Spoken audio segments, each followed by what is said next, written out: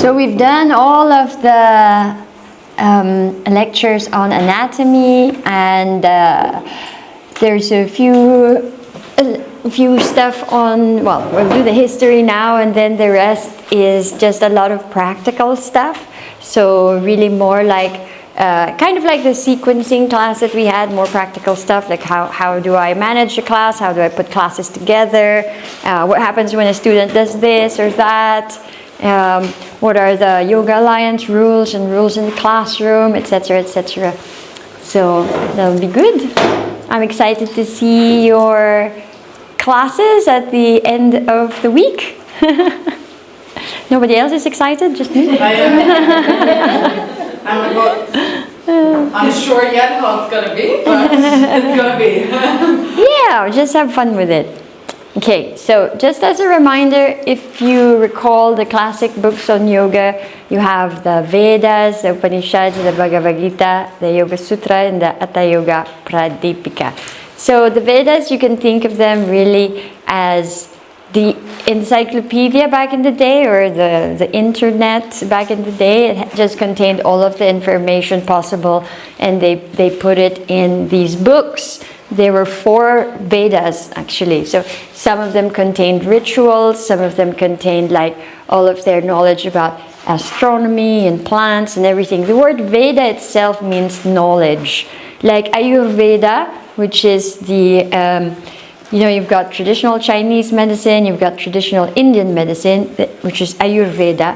Ayur means life, and Veda means knowledge. So it's the knowledge of life is Ayurveda. It's a very beautiful name. So the Vedas are there, and the numbers that you see there, the dates are a rough estimate, because big debates in archaeology and stuff. And also, they tend to get dated back more previous than really is, or maybe not early enough. Just depends on which archaeological reasoning you follow. So anyway, these are just rough estimates. But we know that the Vedas were probably the oldest anyway, if you're looking at these 5 classics. And it doesn't mean that yoga didn't exist before then, or that this knowledge didn't exist before then. Just means that it wasn't put in writing. It was just the first time that it was put in writing. So there was just a brief mention of yoga here, and not even yoga as a whole practice. It just basically said, seers of the vast illumined seer, they yogically control their mind and their intelligence. So it's like saying, in some yogic way, these wise people control their mind and intelligence. Okay, so that was all that was written. Then when you get to the Upanishads, it was a little bit more fleshed out. It was like the sages, the wise people, the sages' own journey. Like they did, like you do journaling. So they did their journaling as well, and those are their journals. Again, it's not one book; it's a compendium of books. When they try to compile all of this class of books where people talked about their experiences of how to reach God, they reached about 108. So 108 seems to be this, there were 108 Upanishads. So it's said like this is also like a sacred number. Some people do 108 sun salutations. I don't know if that's like somebody just made that up, or that's an actual traditional thing. But I do know that in the Mala beads there are 108 Mala beads because of the 108 Upanishads. And then if you're really into numerology, 108 is 1 plus 8 is 9, and 9 is sacred number. It's the number of Jesus Christ as well, etc., etc. So Upanishads mean come sit close and kneel close to me. It's because when the teacher comes and says kneel close to me, the teacher is about to say something very secret and very intimate, like not out like this, but come, let me whisper something to you. Upanishad, come and sit beside me, and I shall whisper something to you. It's roughly what Upanishads mean. Then you've got the Bhagavad Gita, which, like we said before, is a small book that is part of this bigger legend called the Mahabharata. and it talks about the whole history of humanity and all of the gods and the wars that were happening, etc., etc. And if you're interested in like alternative theories, you should look into Eric von Daniken, who believes that the Vimanas and the gods mentioned in the Bhagavad Gita were actually aliens. And he's got like a whole theory on it, and it's really interesting. Sorry, not the Bhagavad Gita, the Mahabharata. Eric von Daniken, from the Netherlands, I think, yeah, Eric von Daniken. Sounds like it. Sounds like a Dutch guy. Sounds like a Dutch guy. Okay, so the Bhagavad Gita is a small part of that big Mahabharata, and here it starts in the middle of the story, and the story is that there is this general. His name is Arjuna, and you know, in India you have the caste system. You're born into your caste, which means this is your job for life. So he's born in the warrior caste, and he's a warrior. Some people are born in the Brahmin caste, and they're in the priests, and some people are in the merchant class, and they're the merchants. You can't cross. You can't go like, well, I actually feel like I want to be a priest. No, you're in the merchant class. You know, you stay there. So he was born in this warrior class, and so that's his job, and he's the general. And it was the eve of the battle. But he realizes that something happened in his life, that actually his birth family is not his real family. He was adopted or something like that, and his real family is the one that he's going to be fighting. So he's torn. He doesn't want to do this fighting. And what's the point in war anyway, right? So he has an existential dilemma. So he goes to Krishna, the god. But when he gets there, the general of the enemy was there first. And Krishna says, well, I can't say no to people who come to me, but he was here first, so first come, first served. And then, so he says to the enemy of Arjuna, do you want my army or do you want my advice? And of course he says, I want your army. And then so Arjuna was left with his advice, but Arjuna said, that's fine, because I'm here for advice. I don't want your army. And the whole book is just about Krishna advising Arjuna about life, and it's very, very beautiful. It has if you read the Bhagavad Gita, it has a very different flavor to the Yoga Sutra Patanjali. It's very devotional, very soulful kind of book. You know, devote yourself to me, the God, and you know, very nice, very devotional. And all of the chapters are called, you know, like the Yoga of Devotion, the Yoga of Wisdom. So it's a book on yoga without ever mentioning a yoga pose, you know, but it's about life and how to live. Some say that's like the Bible of every like Hindu family. You've got the Bhagavad Gita there. So it's got a different flavor from the Yoga Sutra. The Yoga Sutra was written by Patanjali, and Patanjali is more of a philosopher. So he starts off by saying, you know, and now we practice yoga. You know, chapter 1, verse 1. Chapter 2, Yoga Chitta Vritti Nirodha. Yoga is the cessation of all the thoughts in your mind. Or yoga is when your mind stops turning. Yoga is when your mind stops turning. You know, and then he starts to explain, otherwise your mind is doing this or doing that, or it's in memory, it's this. So he really explores what this mind is doing. He even explores like the seeds that stay in your mind, how to burn those seeds. And then chapter 2, he goes into more practical stuff, the practice of yoga. He mentions really practical stuff, like if you're thinking negative thoughts, think positive thoughts. You know, like, and then, or like, do this mantra, or think about something light. So he does, and then there's also the famous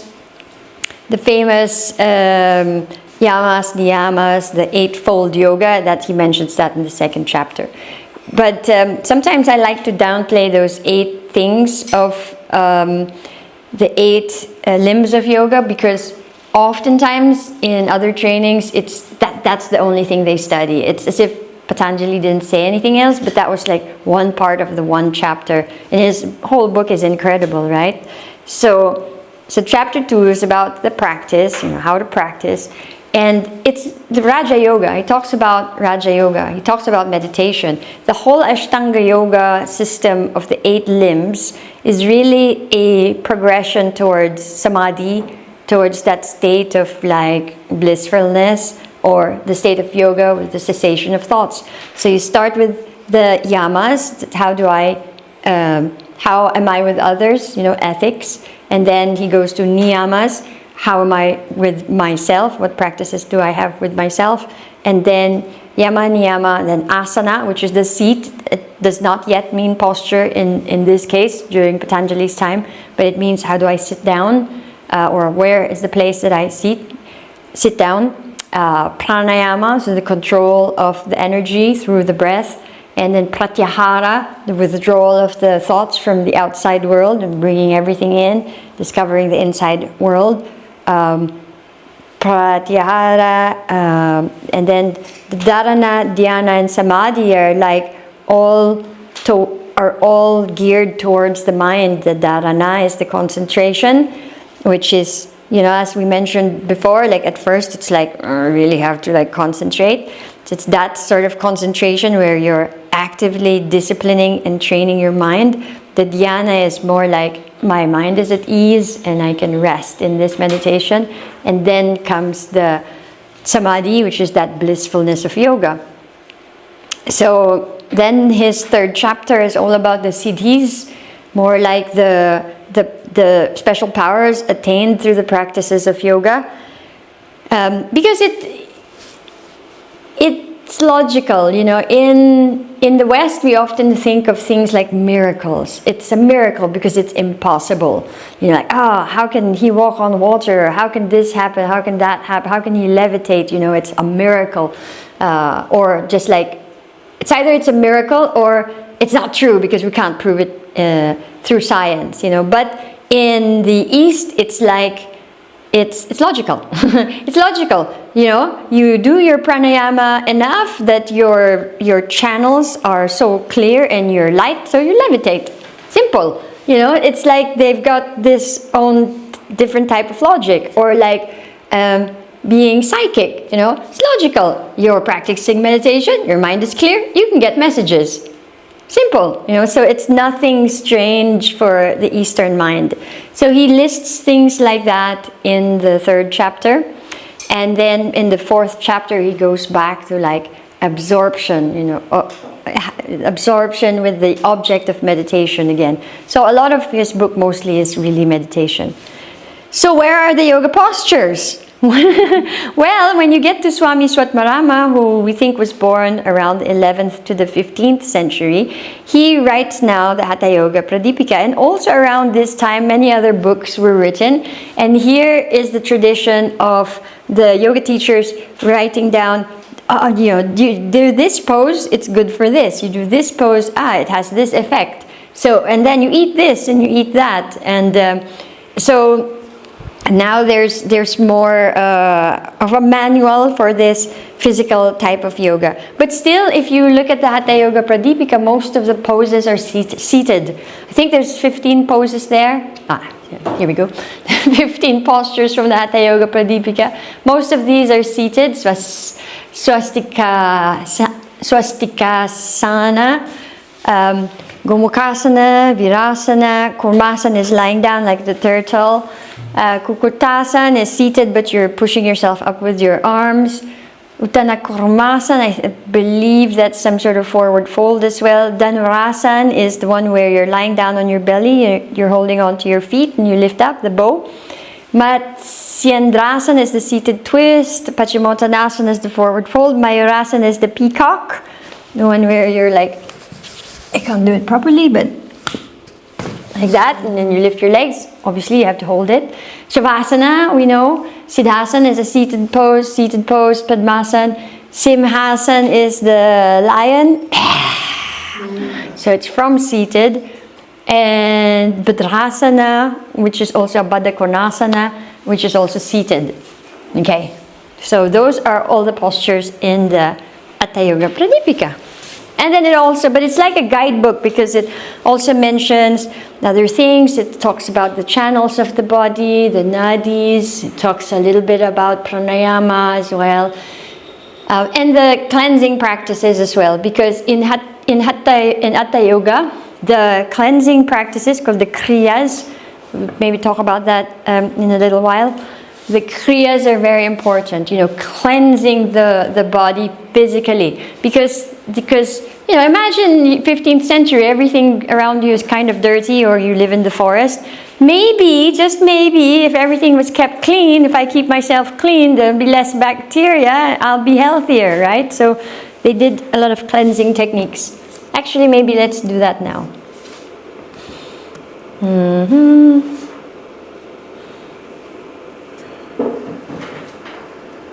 So, this is your ancient yogi, very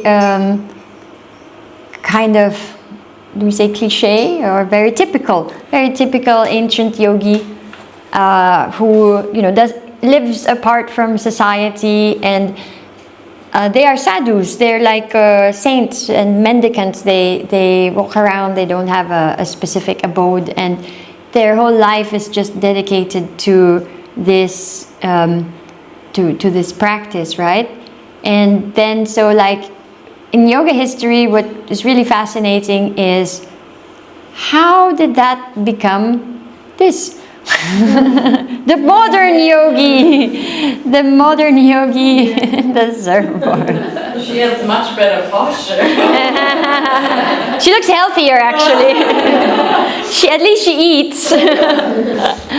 Okay, so what is yoga? Of course, like Yoga Alliance will say, well, hard to define, we're not going to try.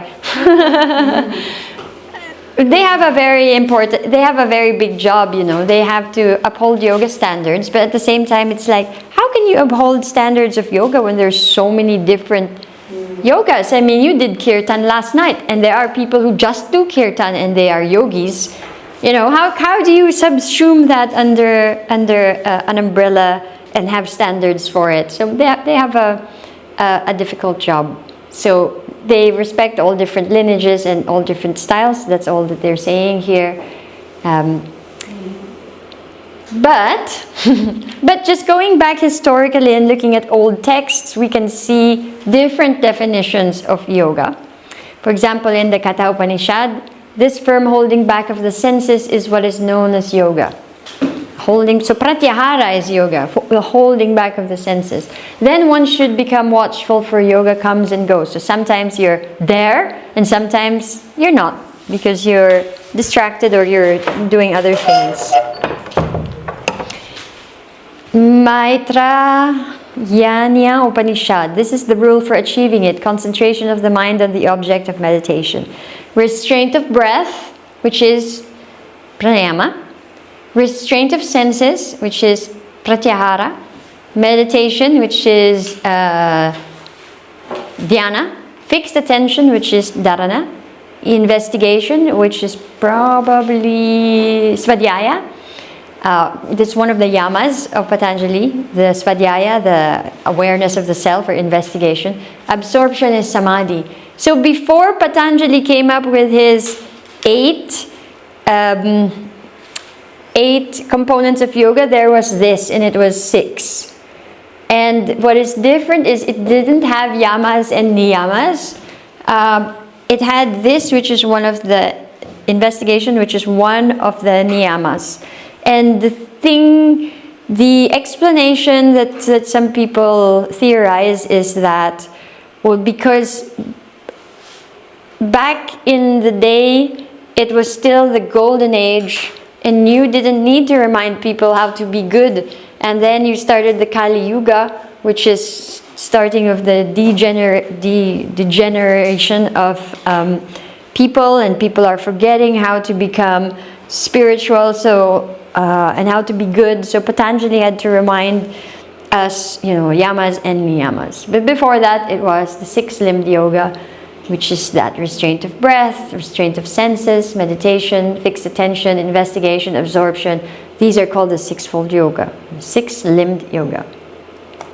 And of course, the most famous one, the Yoga Chitta Vritti Nirodha. Yoga, chitta is mind, vritti turning, nirodha stopping. When the mind stops turning, it is yoga. That's a reminder of your Patanjali's 8. So the entire world is only the fabrication of thought. Play of mind is only created by thought. By transcending the mind, which is composed of constructed thought, definitely peace will be attained. This was in the Hatha Yoga Pradipika.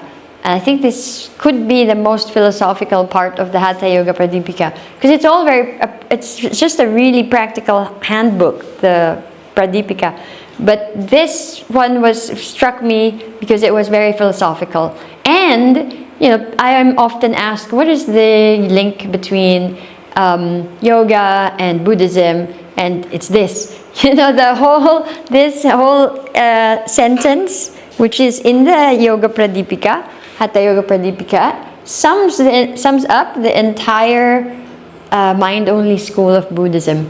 The entire world is only the fabrication of thought. Maya, the illusion. Watch, what's it called? Watch The Matrix. Yeah. The first one, The Matrix. I was looking through YouTube last night and there was a video, the title was, The Matrix was a documentary. But I didn't see the whole video. It's like, it's true. Play of mind is only created by thought. By transcending the mind, which is composed of constructed thought, definitely peace will be attained. The other day we were doing a practice on limiting beliefs. Remember that? We were on the couch downstairs in the reception room. Mm-hmm. And I'm always reminded of Neo in that movie, and then he's fighting with that other guy, Morpheus, and then he gets hit, and then he goes, and Morpheus is like, "Do you think that's air you're breathing?"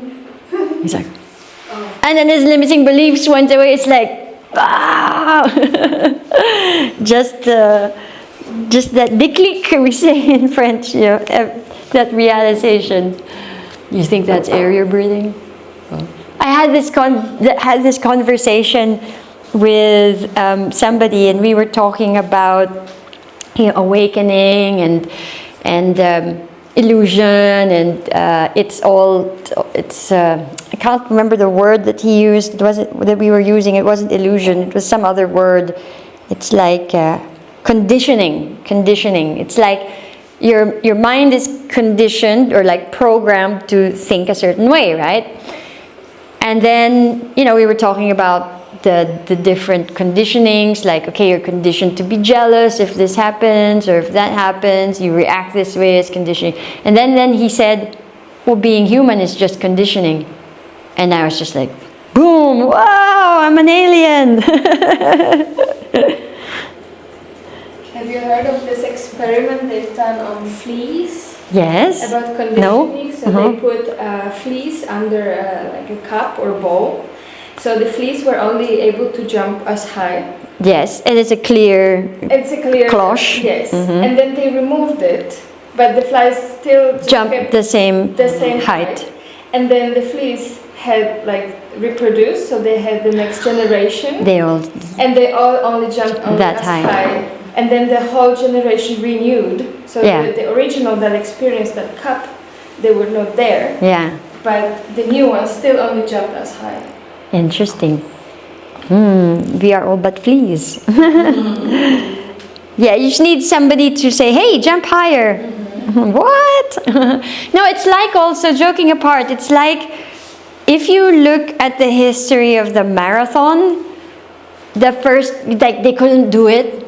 And then the first guy who did it, he was really struggling. He was gonna die at the end, And then after that, just because one person did it, it broke the limiting beliefs. So now, then another person did it, and then a faster time, and now or people in costumes are just running along and then crossing finish lines in marathons. And it's the same thing actually if you look at different sports, athletics. It's not just that we're healthier and we've got more training, but it's also something has opened up in the mind that's yeah, I can actually do this. So it's they've opened up the floodgates, we say. Okay, the Sveshtasvatara Upanishad says, let yoga be practiced within a cave, protected from the high wind, or in a place which is level, pure, and free from pebbles, gravel,